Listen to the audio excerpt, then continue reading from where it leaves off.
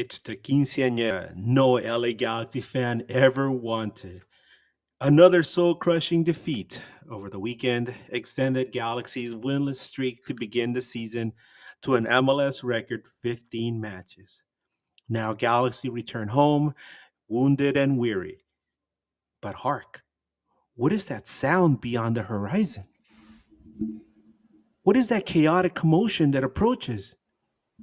Ye gods, prepare yourselves, G's! The Smurfs are on the march. La la la la la la, sing a happy song. La la la la la la, Smurf the whole day long. Smurf along with me. Good evening to you, wherever you may be, and welcome to News Across the Galaxies, the midweek show, coming to you live from NAG Studios East. I'm your host, Edgar Zuniga. Thank you. With my NAG bro on the ones and twos, Bryant Lovels. That's the sound our enemies will hear as they die.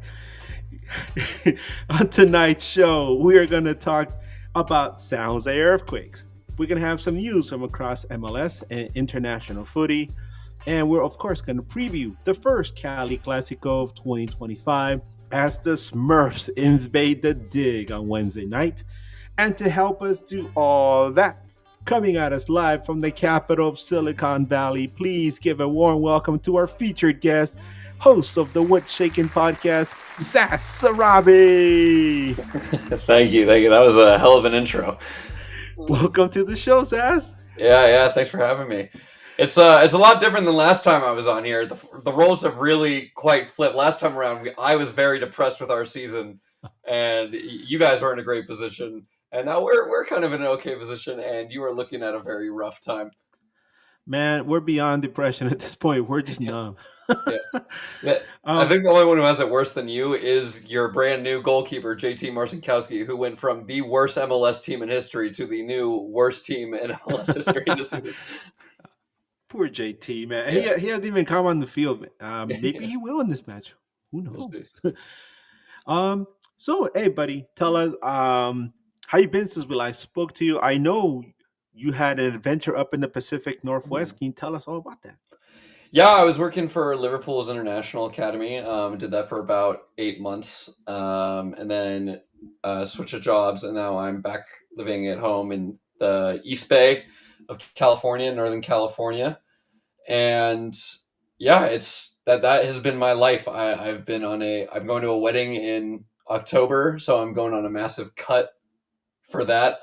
Down 49 pounds as of today. Dear God. Yeah. So almost at the big 50. I'm just trying to get like shredded abs for the wedding. So all my life consists of I'm studying for this exam, so to be a personal trainer. So just wake up, study, workout, and then relax kind of at night, and that's been my life. That's insane. I can't. I want to lose 50 pounds, but I can't. I can't imagine losing 50 pounds like that. Not to change the subject into something a little bit darker, but it's something that's been going around the news. You mentioned Liverpool, and of course, one of the more tragic things that we've seen in a while happened recently. The Liverpool supporters were at the victory parade celebrating, and some vile human being decided to crash the parade literally, and leaving tens of people severely injured, including a lot of children. And what a horrible thing, right?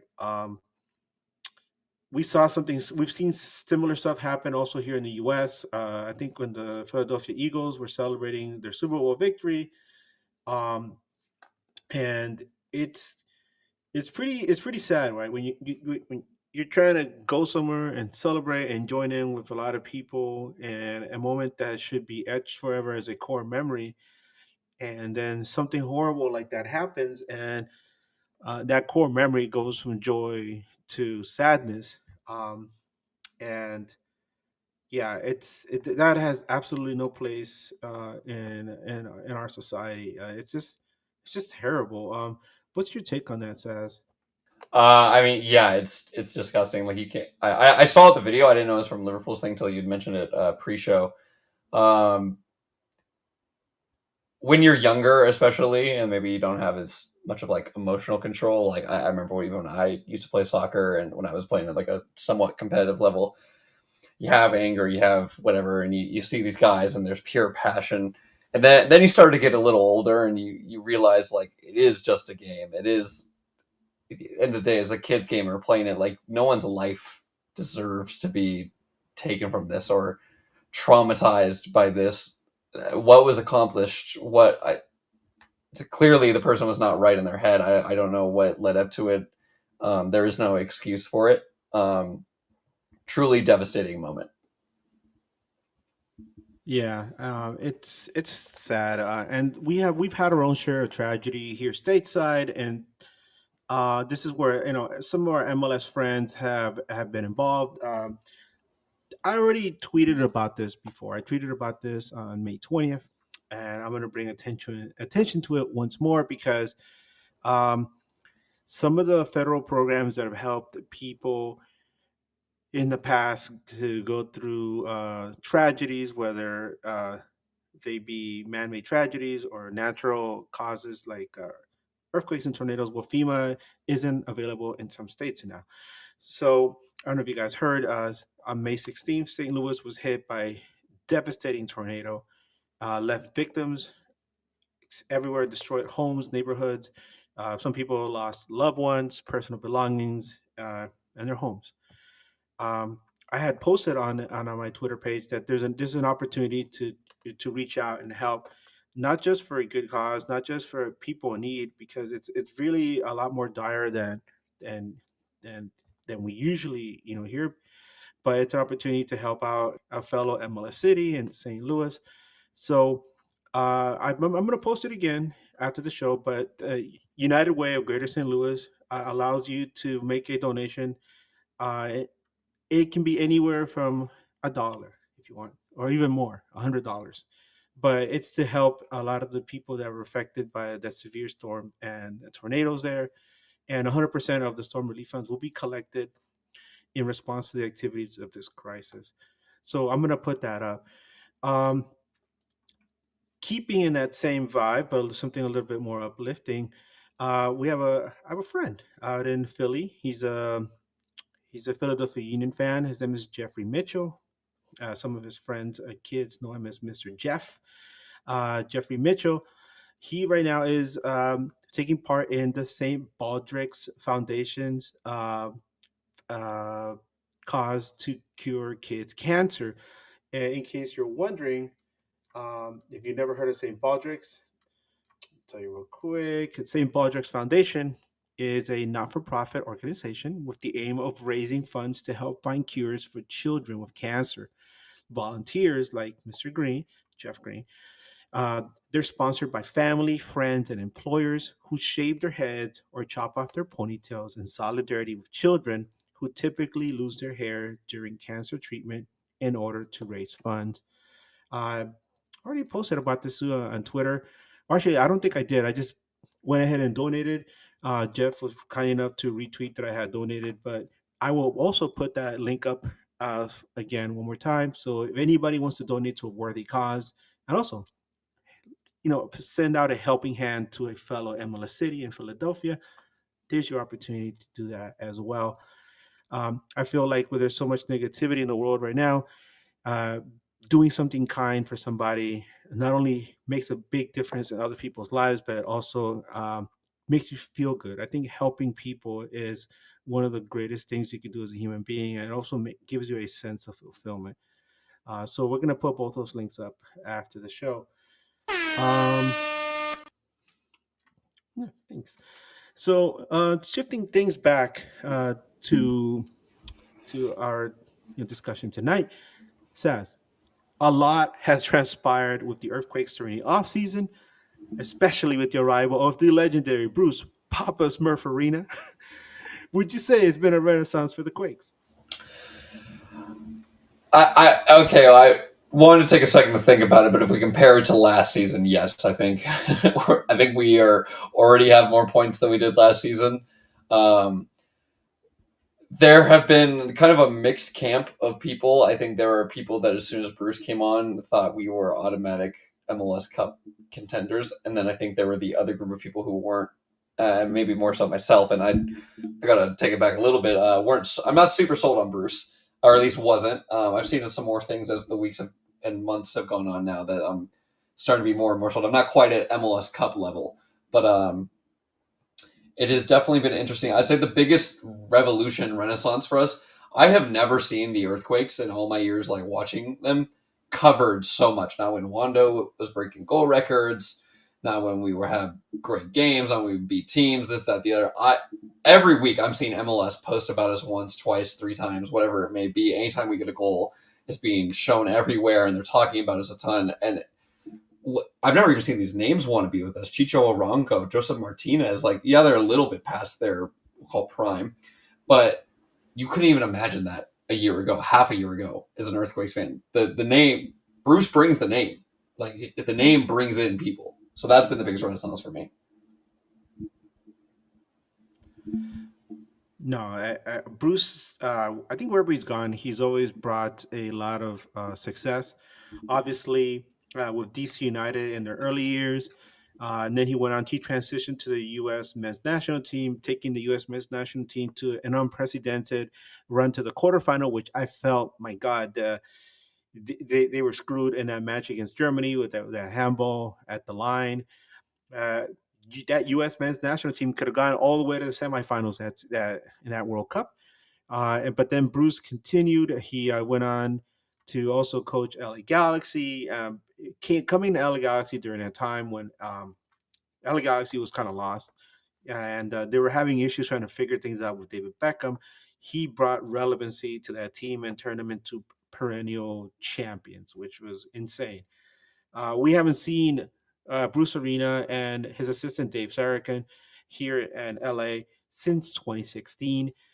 So this is going to be a great opportunity to see Bruce and get see what kind of welcome Galaxy faithful will give him. Now, Saz, you kind of touched on this a little bit, but let's fully dive into it. With Bruce's arrival, right? What were the expectations for Quake supporters for this season, and do you feel that they've been met? Um, like I said, there were two camps. There's the first camp, which is just like we're gonna win it all. I'd say the more realistic camp on the other side. Uh, Fix it up, bring a bit of professionalism in the camp. We lost a lot of guys in the offseason, including our captain Jackson Ewell, who went over to New England. I mean, everyone's calling us the San Jose Revolution now because the first couple trades were all from Bruce's previous team, the New England Revolution.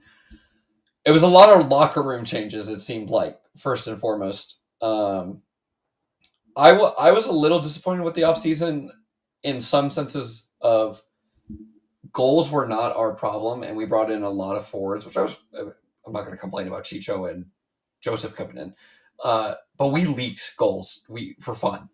I think we just under conceded 80 goals last season, which is about 3 or 4 goals a game.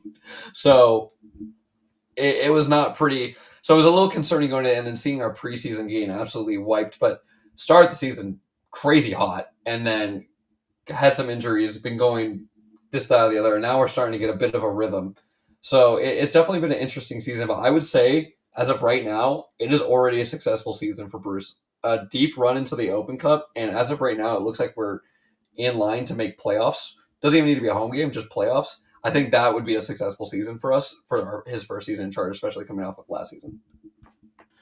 And you know what else? I really like the kits that the Quakes are rolled out this season.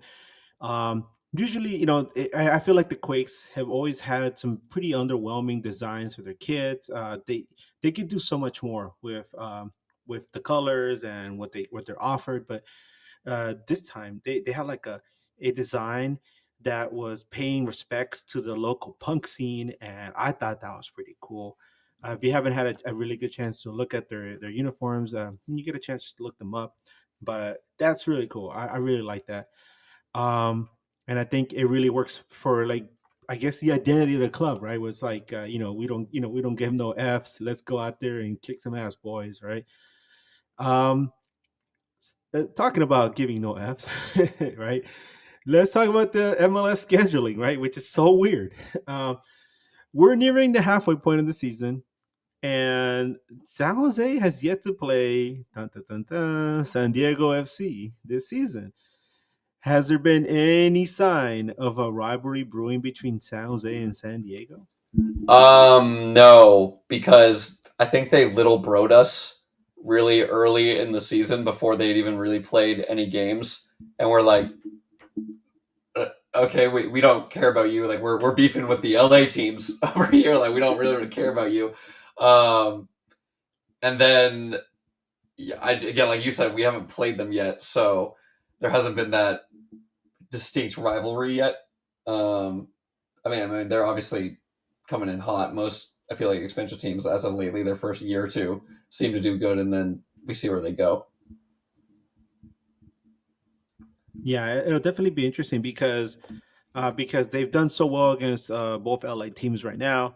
I feel like that they're carrying a lot of that confidence in not only into MLS but probably when they face up against the Earthquakes, and it'll be interesting to see how these two teams clash because we had Tony Sanchez who covers San Diego FC on a previous show, and we asked him about the hey, how do you feel about the California rivalries? And he said, um, we don't know that we don't know how it's going to be against the Earthquakes. It might be a thing where we're like forget the LA teams. Let's just it's San Jose versus San Diego, NorCal versus SoCal. Let's go. So who knows? I think it'll be interesting. I think it'll be a good barometer to see how far the Quakes have come this season. Because my God, facing LA Galaxy, I don't know what kind of barometer that is, Yeah, but it's gonna be interesting. And this is where I have to ask you because it's getting to the point where we we have run out of things to say about the team. We have run out of I things get to it. say to describe how the way that they're playing. So I'm going to ask you, right, from your point of view, Saz, Yeah, what are your thoughts in the LA Galaxy's yeah. disastrous 2025 season? And then you hear about the extension that Greg Banny got, 3-year extension, by the way. Yeah, actually, real quick before we go back to that, the weird thing I just learned about San Diego, we just loaned one of our kids, Oscar Verhoeven, who is a baller, by the way. I was devastated that we loaned him. I guess he just didn't fit into Bruce's system to San Diego. I just learned in MLS, if you are a loan, you are not allowed to play against your like loanee team. So when they come over here, he's not allowed to play against us. So that's gonna be interesting. Yeah, and then I feel your pain. Yeah, I've been doing an earthquakes podcast for a couple years now. I get it's like, what can I say that I haven't said the last 7 weeks about us sucking and not doing the exact same thing every 7 games? Um, I completely understand that pain. I will say, and this is going to be some good news for you guys. I have been saying it on my podcast, and I do a podcast with my friends um, for months now. I have a disgusting gut feeling, and I've had it. And as the games get closer, that the first loss or the first win for LA is going to be versus us. It's a midweek game for us. You guys are starting to get players back. I feel like you're starting to play a little bit better than at least you were at the beginning of the season. And we have had a disgusting schedule the last couple of weeks. Like we have played every 3 days for the past like 2 weeks, it seems like, and we just have injury after injury and then traveling. So it's a scary one for me. No, man, you want, you want to talk scary, man? LA Galaxy has run the gauntlet. We saw Galaxy just to give you a quick recap in case you haven't, you haven't like really noticed, but Galaxy went to Kansas City and they played against Sporting KC and did not allow a goal. I mean a shot, and Oh, I I don't mean saw. a Yeah, shot on goal. yeah, I I saw. mean didn't allow a shot at all, and they still lost the game, right, with an own Yeah, goal. yeah, So how do they follow that up, right? yeah. A great defensive performance, right? How do they follow it up? By getting absolutely destroyed 7-0 against the Red Bulls just a few days later. Yeah. And then they regroup. They take a 2-0 lead against Philly, and then they cough up that lead early in the second half, and then they lose at the death. And you're like, damn, dear God. uh, what's next? Oh my God. LAFC, San Diego, and San Jose back to back to back. and you're like, oh god, this is horrible. I wonder how it's gonna go. Uh, Gutsy draw against LAFC, and then of course this past weekend you go down to San Diego, take the lead, cough up the lead almost immediately within a minute, and then of course they lost it to death again on a horrible defensive miscue. So I feel like this season has aged a lot of us. I feel like my beard has gotten a little bit whiter, a little bit grayer. Um, but yeah, it's getting to the point where like it's laughably bad, and you can only just sit there and watch it. It's kind of like watching a train wreck in slow motion. It's like, whoa, look at that! It's just fascinating. It's macabre, but it's fascinating. Um, yeah, but what did you think about it? Like the Alex is going through all this, right? And apparently the Greg Vanny's extension was agreed upon almost immediately after they won MLS Cup. So I'm guessing in some club somewhere there was like a drunken handshake. It's like, yeah, Yeah. 3 years, right? And then I'm sure they're trying to tie in all the loose ends, a little minutia, and all of a sudden, right, right after they get smashed, on the road in New York and in Philly, they announce, hey, guess what? Greg Vanny's here for 3 more years. Yeah, I from some of the players, obviously the fans' perspective, I can see how that's frustrating. I could see how it also could be like a hey, we trust in our guy, like we understand the circumstances. Like you had a buttload of not only injuries, like important injuries, like vital key pieces injuries early on, and it also lost a lot of guys. And just coming off of that championship, very little rest in this league with a lot of travel, a lot of things saying, "Hey, we trust in you," and maybe there's a clause in there or something where it's like we can terminate early if we want to. Um, I can understand the frustration though from the LA fans where it's like, "Oh, we're having a record worst season. Let's keep the boat going." Nah, it's pretty crazy at this point.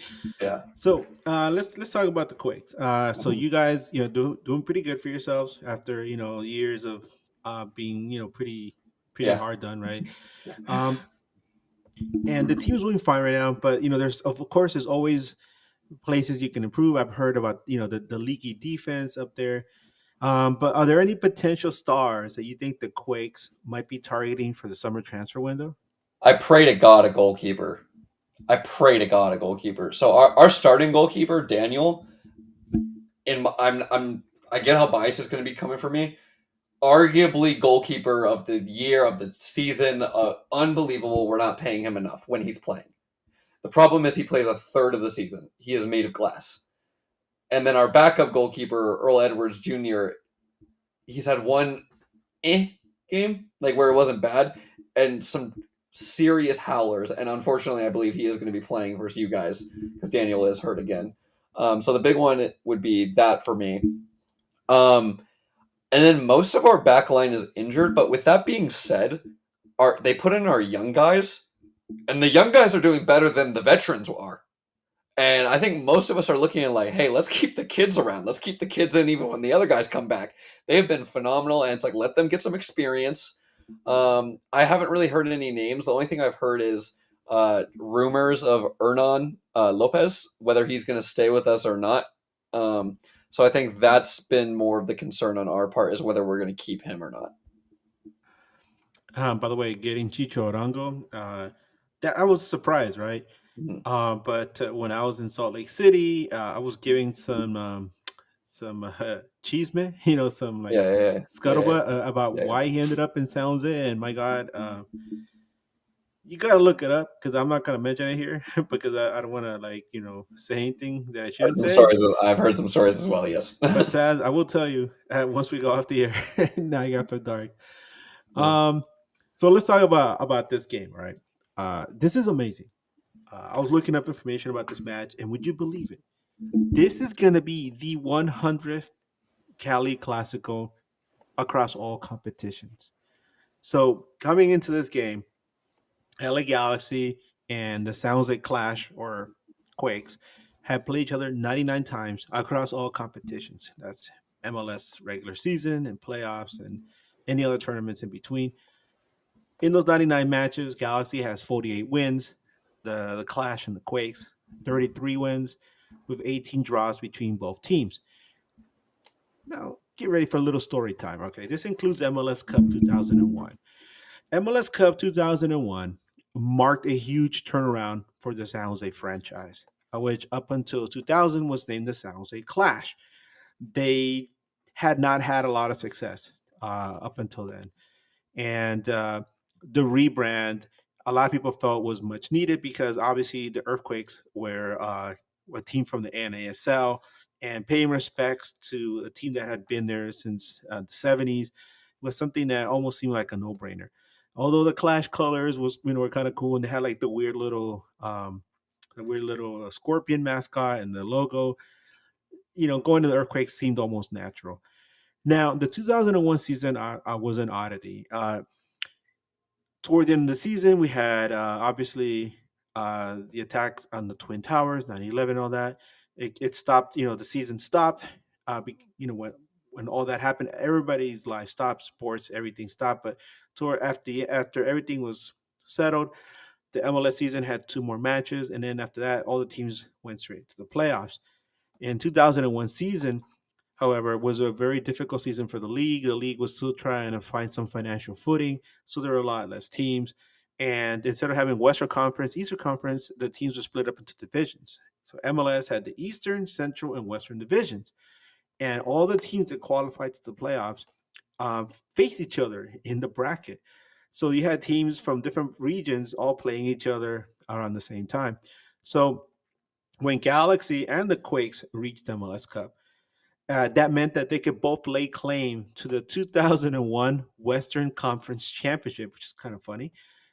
But obviously, in the end, Galaxy lost an MLS Cup for the third time in 6 years when the Quakes' Dwayne De Rosario scored a golden goal in the 96th minute, and I can still see him dancing and doing that little strut that he does. That's something that just burned into my mind. Not only did the Galaxy have to watch their arch rivals lift the MLS Cup trophy, the Quakes kept Galaxy from being the first U.S. based team to win in a continental treble, with Galaxy having already won the CONCACAF Champions Cup in January, and after the MLS season, going on to win the U.S. Open Cup. Saz, with all that said, what are your thoughts on this old rivalry between the Quakes and Galaxy? Before I get into that, I did see you guys had a super chat. I just wanted to address that, asking who the Yeah. goalkeepers Okay. were Yeah, for San we'll get to Jose. that real quick. Actually, yeah. Um, Let's get to that afterwards because we're gonna okay, we're yeah, gonna put a yeah. pin on that one. Okay. Thank you so much, Adam. We'll definitely answer your question after this because we're gonna talk about the player availability report after this. Okay, But awesome, yeah, perfect. I think it's even more. Well, first off, that was I'm too young to really have experienced that. But that the whole thing is crazy. Um, is this a PG show? Can I curse on the show? I can go curse. ahead, man. Yeah. Go Okay. ahead. Let it go. Yeah. Yeah. Where it first starts is with that little bitch Alexi Lawless, right? Taking Landon Donovan from us and sending him over to LA Galaxy, allegedly, right? He's a bitch either way, but um, and then we lose our star player. And everyone looks at this like if you read that, you're like, oh, LA Galaxy have dominated, like, and then you look at the stars, right? You're like, oh, they have more championships. Quake should have 4 stars. We lose our team. They sell our team. They sell our best player to you guys, and then they sell us, and we go to Houston, and then our exact squad of players. It's not like they took a couple. Our exact squad of players go and win 2 years in a row at Houston. So I mean, you're looking at 4. Are you guys have 6 now? So it'd be 4-6. Yeah. And then when we come back, we just never really recover. We had the 2012 season where we were kind of on a run, but 100 games when you put it into that context seems crazy. But yeah, it seems like we go at it so much, and especially when there weren't 34 teams, I believe it is in the league now, or whatever crazy number it is. 30. Yeah, 30. Yeah. 30 teams in the league. It felt like we played each other about 5 times a season, so that also adds up. But it is an intense rivalry. Between the fans still. I feel there's still that beat LA whenever you're in the Bay Area, no matter what it is. And LA is like, oh god, not these guys. I feel like there has been something lost between the games themselves, though. It does not feel like a I hate this squad over here anymore, and I think that's something that's really been lost and that I miss. Yeah, it's something that I think we might see a semblance of now that the Quakes have put together a stronger, more competitive team.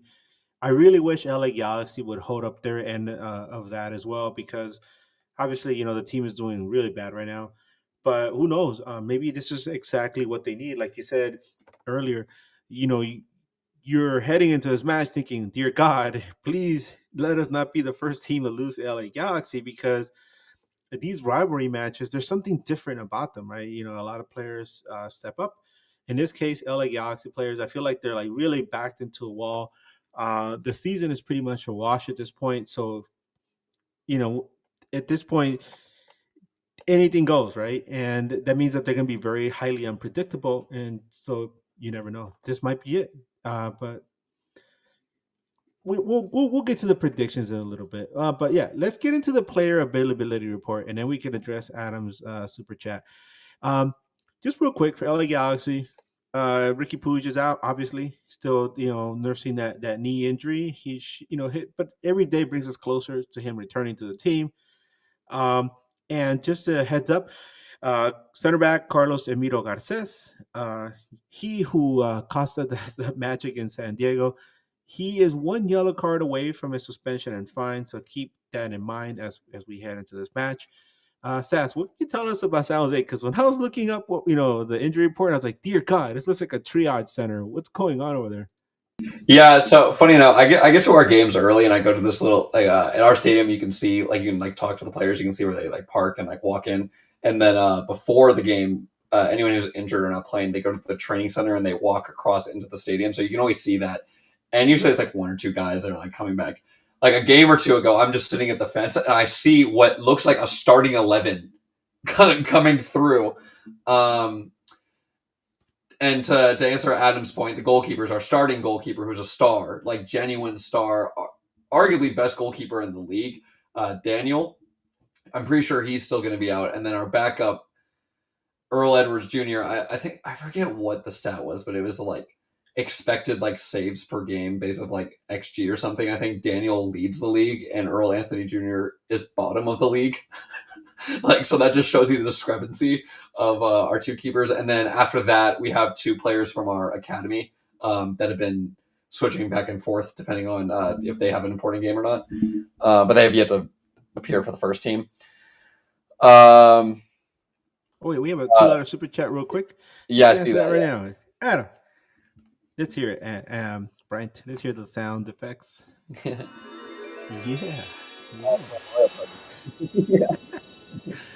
All right, magical. He asks, Adam, $2 super chat. Thank you so much, Adam. He asks, what happened with William Yarbrough, the former goalkeeper? I think fans were divided on him. He played some games. Didn't play some. I think Daniel was the clear better option, especially he came in as a third keeper, especially with JT Marcinkowski, your guys' new second or third keeper. He was our starter, and then bad injury, and then Daniel took over. He didn't have a great time with us. He's with Inter Miami now. Funny enough. So that's what happened with William Yarbrough. But for the rest of our squad, it's so hard because there's some weeks where it's it seems like they're okay and they're not. For sure out will be Chicho. He told me he has 2 to 3 weeks left last week. I think Pellegrino is going to be out as well. Bruno Wilson will be out. Rodriguez will probably be out. God, we have so many. Noel Buck is for sure out. Hernan Lopez is back. He's been on a time restriction, but every game has been going up 15 minutes, so he might play the full 90 this time. Joseph's been on and off with a hamstring injury, so we'll see how because he played last game. We'll see how he will do for this game, and whether Buda will start or not. But I would say that is kind of where our availability is at. Jamar Ricketts also out. Yeah, and Nico Chikaris. Yeah, Nico Chikaris. Yeah, yeah. My God, it sounds like us at the start of the season. Yeah. Maybe this will play to our advantage. Yeah. Well, Saz, what you just told me is interesting with all those injuries, but what's it going to take for this this really strange LA Galaxy team to defeat Bruce Arena's Quakes. So I actually would have had a different answer before last game. I think the one thing our squad as a whole has been fighting, and I'm sure you remember these days where it was Goonies never say die, where we would just fight and fight and fight. We haven't had a fight in a while, and even though we tied our last game, we showed some fight, and this group starting to get some momentum. We beat Portland, and then we beat them again in the Open Cup. Got some swagger from that, and we're getting some wins ago. I think this, and then Bruce brought in Bruce. I call him Brucey's boys. I see another chat. Preston's off the bench. Uh, I think what we are still lacking is horrendous marking. We cannot figure it out on like set pieces. Our current goalkeeper, because Daniel's out, anything you shoot, it's 50-50. It really is like you got a good opportunity. And that's why I've been scared, especially Painsil. He's been really good against us. We're starting to get way better at pressing in the middle and pressing up top, but it is kind of a scramble defense in the back. So I think getting that quick counter or getting set pieces and just getting shots on our keeper is, no matter how bad they are, it's a serious attempt. Okay. So, hey, Adam, thanks again for the $2 super chat. We really appreciate it. And like you said, Preston Judd, former G, coming off the bench. He scored, But he scored 2 goals for us in like 10 minutes. I actually really like Preston. He's having a little bit of trouble scoring in front of goal, which is what I heard. LA Galaxy fans were there complaining, but he just got 2 goals for us. What he usually does for us is he comes on with about like 15 to 25 minutes left, and he just presses, and he's aggressive, and he tries to cause turnovers, and then maybe he can get a goal, which he got 2 last time. That's been his role for us, and I really like what he's been offering. I like how Bruce has been playing. I'm pretty sure he has this match circled on his calendar, by the way. Oh, no, he does, because I remember when he first came to us, he was talking about he wants to score against you guys. Yeah. Damn. So let's talk about the ref. We just had John Freeman referee the match against San Diego. He's like a devil incarnate for a lot of Galaxy fans. But for this next match, we get something much different. So for the Cali Clasico, we're gonna have a referee named Alexis De Silva. Um, in addition to MLS, De Silva has refereed in the U.S. Open Cup, MLS Next Pro, and USL. He's only been around since 2023, and he has only refereed 28 MLS regular season matches. Uh, 3 of those were with San Jose Earthquakes for 0 wins, 1 draw, and 2 losses. All of those at home. This is going to be his first ever match of LA Galaxy. De Silva's last San Jose Earthquakes match was a 2-1 loss versus Colorado Rapids at home on March 15th, 2025. He handed out 1 yellow to San Jose and 2 to Colorado. It's going to be his 10th match of 2025 so far. He has handed out 36 yellow cards, 1 straight red, for an average of 4 yellow cards per game, and he has awarded 1 penalty kick. In case you don't remember this, he was at the center of a heated confrontation with Inter Miami's Leo Messi after a 2-2 draw against New York City FC on February 22nd of this year. De Silva pulled out a yellow after Messi protested to him after the game. And then Messi and his teammate Luis Suarez were later fined by MLS because they made unnecessary contact with NYCFC's manager and a player. I think the whole grabbing them by the neck thing, which I don't think anybody likes that. And yeah, so he was that referee. Um, so we really don't know what to expect from him. Usually, we have like some refs that will are pretty predictable. Like we said with John Freeman, we know he's always going to give Mickey Yamane a yellow card. So we don't know what to expect from Alexis De Silva. So we'll see how that goes. Um, prediction time. Yeah. Saz, prediction time. I just told you that in the 3 matches that this ref has done with the Quakes, they've never won. Hmm. But this is a whole different thing. So, in addition to the ref report, just the injuries and the nature of the Cali Clasico, Wednesday nights, weird stuff happens in midweek MLS matches. What's your prediction for this match? It's tough because the first 2 games we were ass. So like it's hard to say like his refing caused that. And then honestly, in the Colorado game, that was one of our worst games of the season as well. And that Colorado team was pretty good that day. So it's hard to say that. I just ask for consistency in the ref. If it's consistently bad, that'd be consistently bad. I here and there. In your comments, I think they put it perfectly well. Joe 13 cool. Pretty much to summarize it, even when we weren't doing well and you guys were doing good, we would get some results off you. I think MLS is so rock paper scissors, and when it comes to rivalries, it finds a way. And it's been tough because 95% of the games we've played this year, we play at the level of the team. When we played against LA and Columbus, we played really well. LAFC. When we played against Sporting Kansas City, we played awful. Right? There's been a couple. We're trying to figure it out, but I think we're on a good stretch of things here. I'm hoping Bruce gives a. I don't think he's a hoorah rah type of speech guy, but sets the locker room straight, and they say this is a game we got to come out and win. But I have no idea. It's either going to be a like 7-0 Earthquakes win, or it is going to be like 0-0 2-1 late to LA. Damn. Now, I've known Bruce since he was with DC United, and oh my God, this guy is a type of person that would chew you out just by staring at you. Yeah, I've seen him after the game. He doesn't like people. Yeah, I've learned that very much. Yeah, so I'm pretty sure he's gonna have his guys ready for this match. Be like, go out there and kill him. Yeah. um, I don't know what to say about this game. I would love to say, the LA Galaxy is gonna win a game. I've been very optimistic for most of the season, but every single time I predicted a win, the Galaxy is either lost or drawn and ripped my heart out.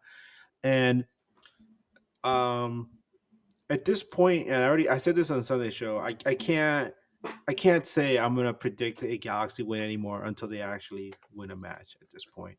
So I'm gonna be positive though in this one. I'm gonna say a draw. I'm gonna say a scrappy 2-2 draw.